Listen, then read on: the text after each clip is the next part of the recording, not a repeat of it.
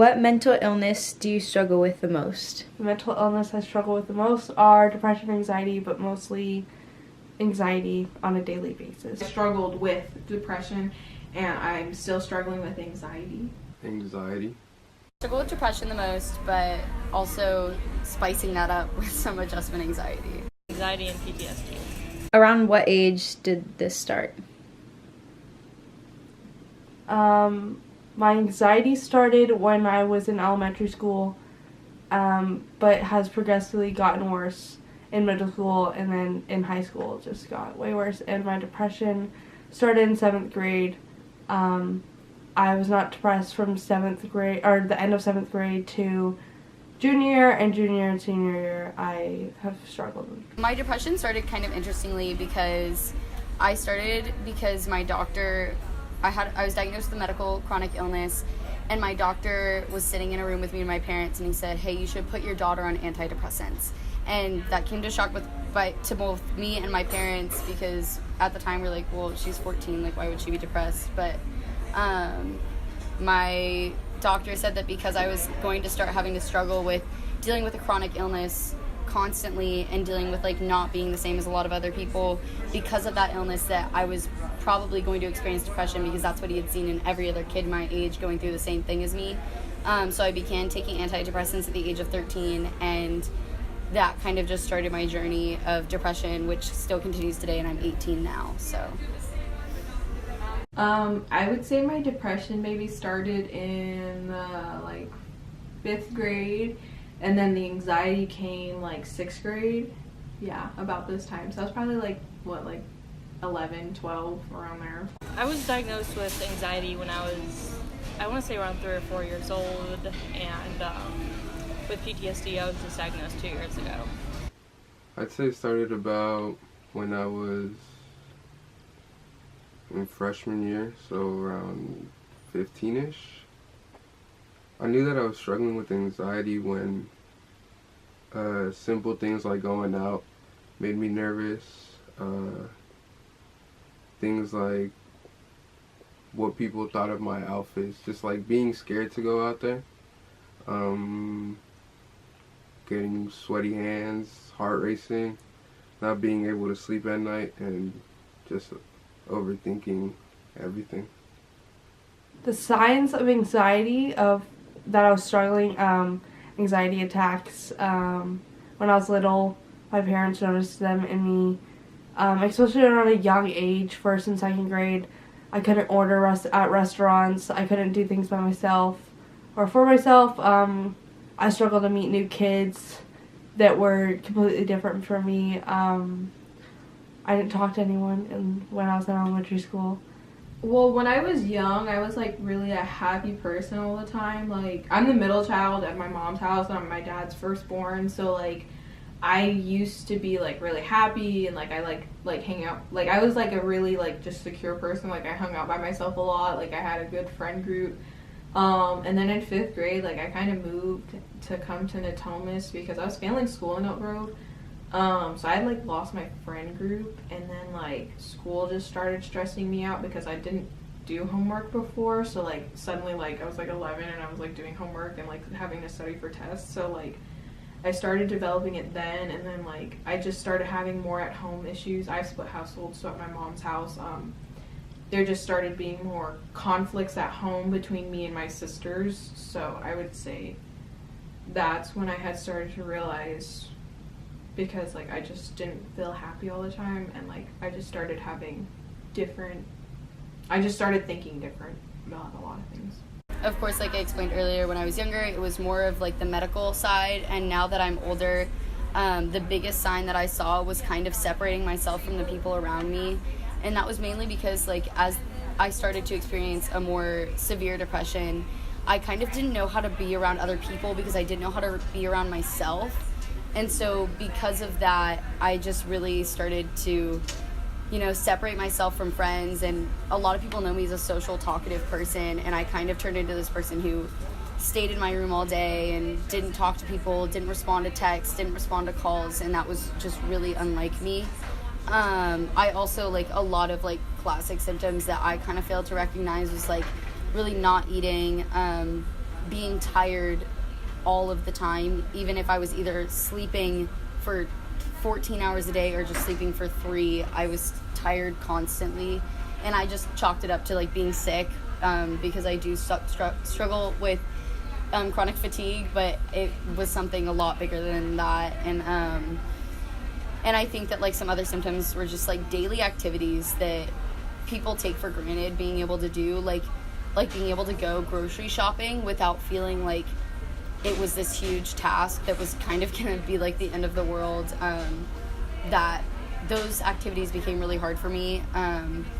And just like really the biggest one was like really not knowing how to be with myself without kind of having some kind of mental breakdown due to my depression. I hid the signs pretty well, unfortunately, in my case. Excuse me. There was a lot of depression. I was diagnosed with depression a while ago. Self-harm, just outbursts when I was younger. So it was more of my emotional, how I acted, and on top of that ADHD. So it was sort of all of that combined, but it wasn't really figured out until I went and told someone.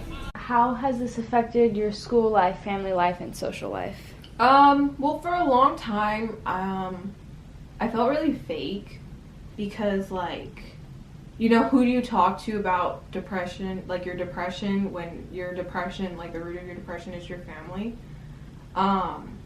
So it really just made me feel fake in all aspects, and like I've never really felt like I had a solid best friend when I had first moved here, so I didn't feel like I had like a friend that I could tell to, and then I didn't know any of the teachers, and so when I like came to charter, like I didn't know anyone and everyone like knew each other, so I just really felt like alone when I had first came there. So I felt fake because like it's just naturally me to come off as like a positive, happy person when like I could like be dying inside. Like I've had a lot of days where I've gone to school and just like wished I could be anywhere but there, but like it's just not me to like kind of be like the party pooper. So it's had an interesting impact on my mental health because like I bottle that kind of stuff up a lot and I don't talk about it, and so it's affected school in an okay way. Friendships haven't really changed or anything like that. My family's still pretty fine,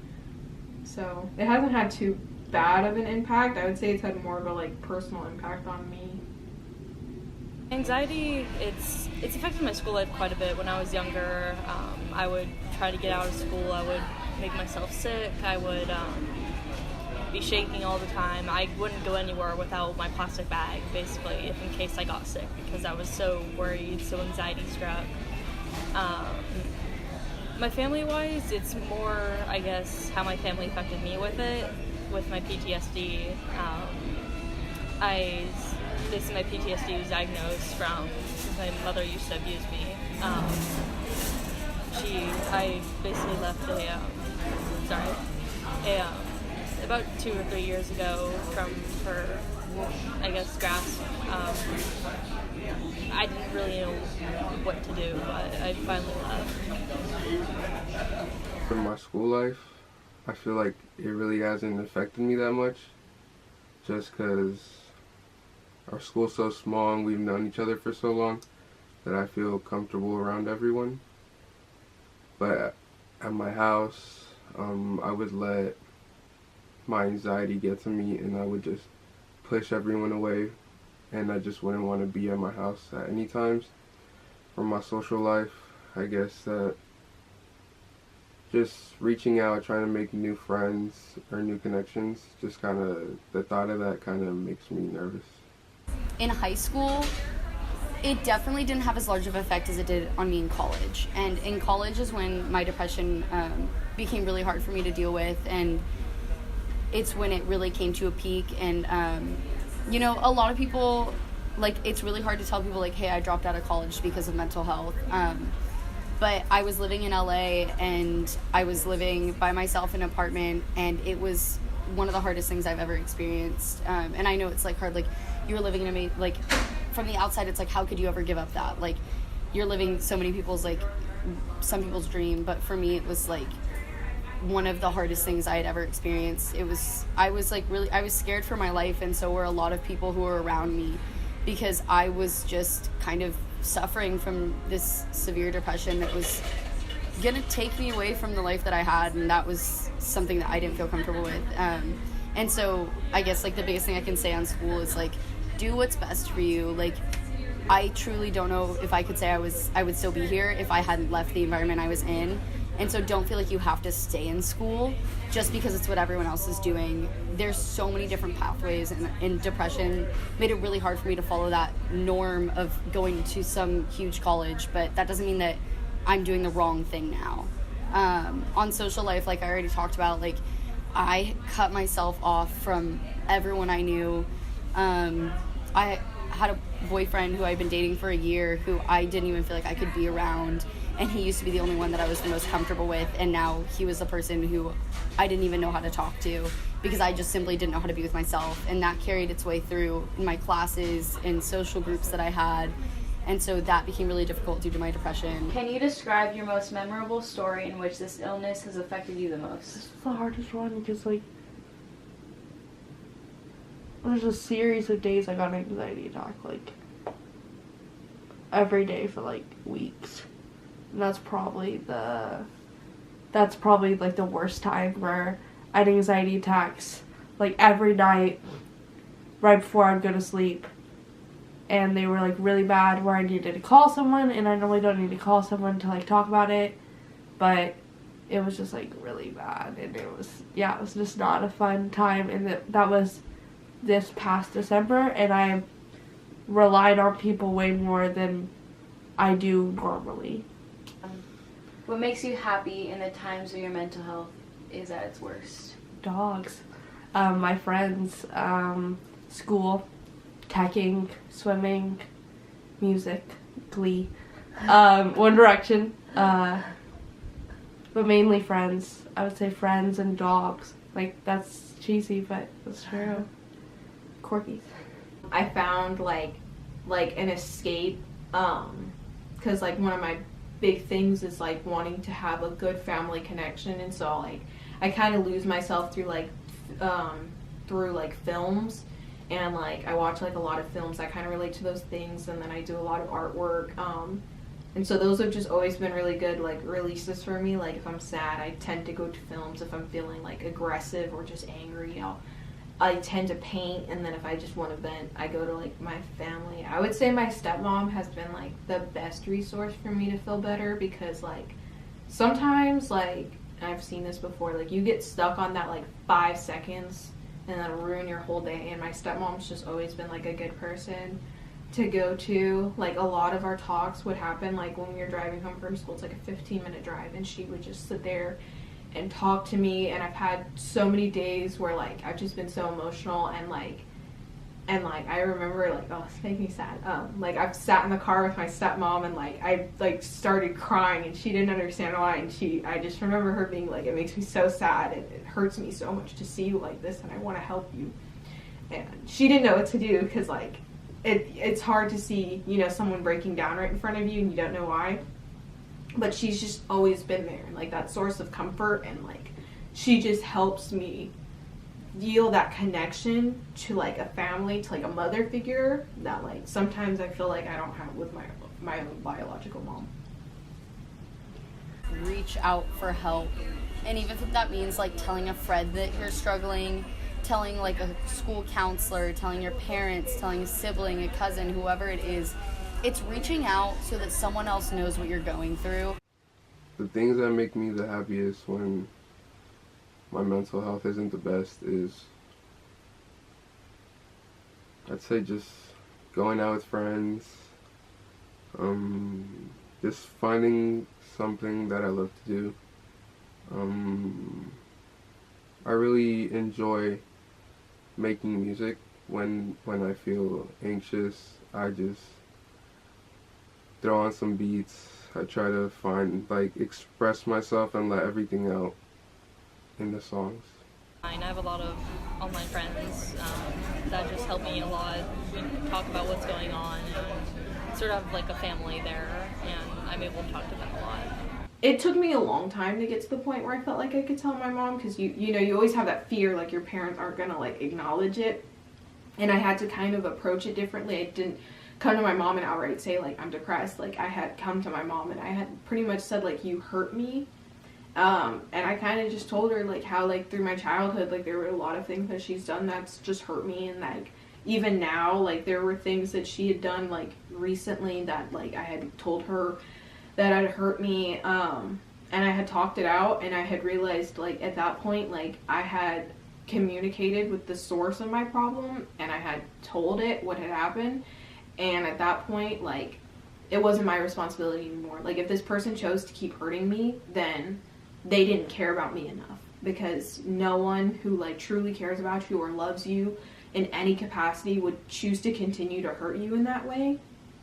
And so at that point, like, I just had to let it go, because, like, I had realized, like, I was just, like, mentally, like, destroying myself. Like, I could not look in the mirror at myself. I could not smile at myself in the mirror and feel comfortable. I hated taking pictures because I felt like I was too skinny, because that was something that my sisters had made fun of me because like, I weighed like 80 pounds like freshman year, and they made fun of me because of that. And like, there were just a lot of things that I felt so insecure about, and like, that's where my anxiety came from, because my family had done this to me and they didn't even realize it. And so once I got to a point where, like, I had realized, like, I was just hurting myself. My mom didn't think she was hurting me. My mom thought everything was fine. And, like, I had just realized, like, I did not want to feel bad about myself. I didn't want to not be able to look at myself in the mirror and not have pictures to look at of me and my friends. Like, I just realized I didn't want to be that way anymore. And so I just started sucking it up. And, like, that sounds really bad, like, just suck it up and do it, but, like, that's what I did. I just forced myself to get comfortable with myself again, and to realize, like, I am not this person who is going to be put down by other people. So I just started staring at myself in the mirror. I would just look at my face for 5 minutes, and then I would walk away, and I would be like, that is me. I am Talia Patterson, and no one can change that.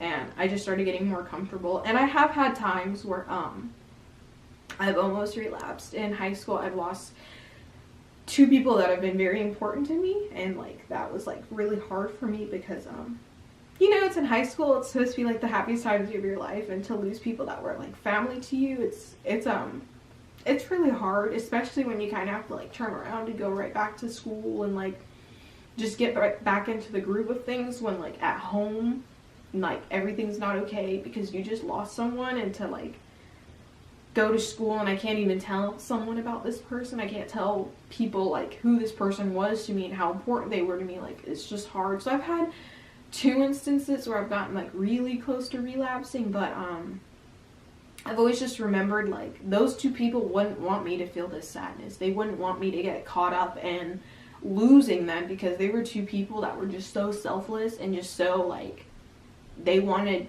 you to be your best self, that I almost felt like they would be disappointed in me if I got caught up on their grief. And so, like, I pushed myself, and, like, I was like, I need to be the best person that I can be, as though they were still here, and show them, like, this is what your impact has been on me, and I'm thankful for that, and I'm gonna live my life showing you how thankful I am for you having some impact on my life. Honestly, like, I am a person that does not like to show my problems, and I honestly think I can do them by myself and work with the things by myself, but that's just not true. And so getting help, literally, it does not have to be a legal therapist. It has to be a friend, somebody you can feel comfortable talking to. Working it out, talking about it, writing it down, literally making an account on social media that absolutely 0 people follow, and write down everything you're feeling. Go in your notes, go in Google Docs, like, literally writing it down. Crying, like, honestly, like, crying, making sure people know that you're struggling, because that's such a thing to have at least one person in your life know that you're struggling, because even though they might not be the best person to talk it through, they know that something's going on. And, like, if nobody knows that something's going on in your life, then, like, it's really hard to, like, get help when you most need it. Push through it, and if anything, they've made me stronger. I've gotten more vocal. I stand up for myself. Like, I look at myself and I can call myself beautiful and not feel like I'm being snobbish. I can just look in the mirror and be like, I'm a beautiful person. I'm a strong, independent black woman. Like, I can say those things to myself and feel proud of that and feel happy. And like, when you get to that point, like, it only goes up. Like, you don't look in the mirror and say like, I'm beautiful, and then walk away and be like, that was awkward, because it's yourself. And like, if you're not comfortable with yourself, you're never gonna feel comfortable with anything.